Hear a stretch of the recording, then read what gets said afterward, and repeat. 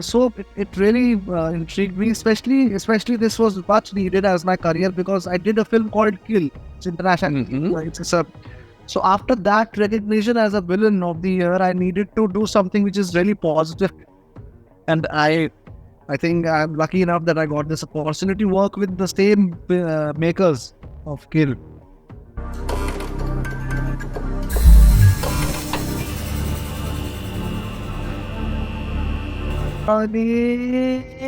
Yes.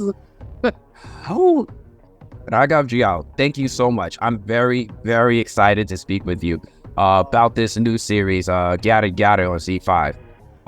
I'm reaching you all the way from the United States. I don't think this one has distribution in the United States just yet. Hoping that changes in the future. But I'm really excited to speak with you for my international audience in India and other countries. Could you tell us a little bit about your character in Gyaraah Gyaraah, and what was your first reaction when you read this script? Because this is really cool. It really intrigued me when I was reading the script. I couldn't stop reading it the whole day. And trust me, I'm a very slow reader. I read like reading slowly. So I couldn't stop myself reading it. And it questions the whole concept of existence, actually, when I was reading it. Because in series at one point, they say that, the past has gone. Mm-hmm. The future is yet to come, or we need to go towards it. And the present is continuously rolling. I mean, it's going because whenever I'm speaking. So do we exist or not? It intrigued me so much. And with that, it has crime, thriller, murder, mystery, and everything all together. And romance, drama. So it really intrigued me, especially this was much needed as my career because I did a film called Kill. It's international. Mm-hmm. So after that recognition as a villain of the year, I needed to do something which is really positive, and I think I'm lucky enough that I got this opportunity to work with the same makers of Kill. Don't take this the wrong way. I hated you in Kill. That's a compliment. Thank you. So, given your background in dance and more lighthearted roles, how are you adapting to this more serious opportunities like this crime drama in films like Kill? After what? After what?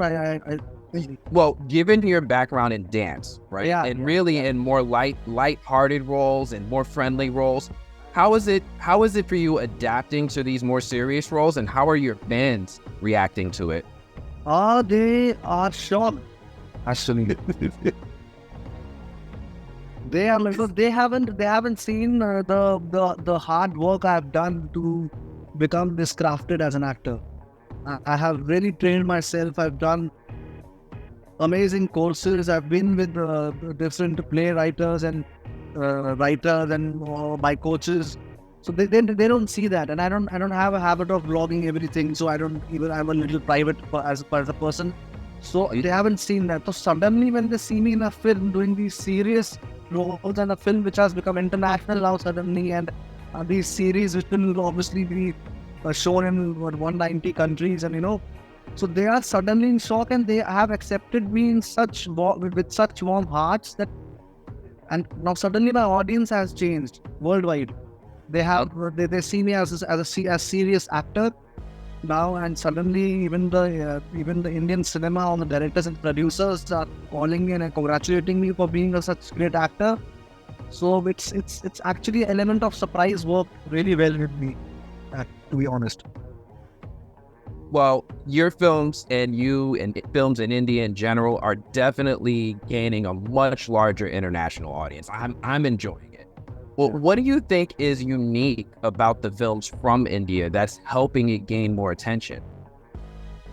The only way India can gain attention is by being Indian.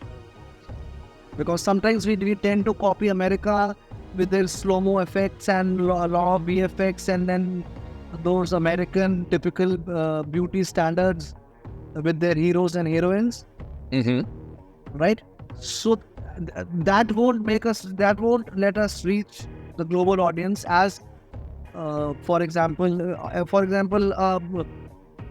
Uh, okay, what is that? What is that film which one can Grand Prix? It's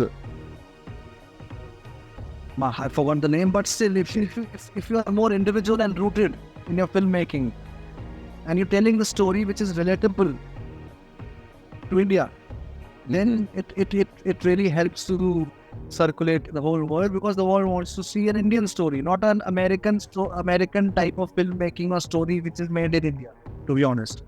Yeah. I love that. It's definitely what's attracting me to these projects and to you as an actor. I'm really, really impressed. Did you feel, well, with the story's themes in Gyaraah Gyaraah, it's very intense. There's some really, I don't want to spoil it for fans, but there's some really dark things that happen. Yeah. Did you have any sort of personal connection to your character to help you in your role? Or how did you connect with your character in this series? That's really good question. Personal, you have to actually, you know what, there is no other choice. You have to, whatever is written and whatever is happening to the character, you have to really personally feel it. Personally feel it. You have to personalize everything. But sometimes what happens is whatever has happened to the character has not happened to you. So how would you feel it? The only way to do it is to create a parallel memory to that incident. For example, I'm just giving you a blank example. But if someone's there's a scene where someone's sister has died, Mm-hmm. and that person loved the relationship with that person. The character was really friendly and really loving with his sister.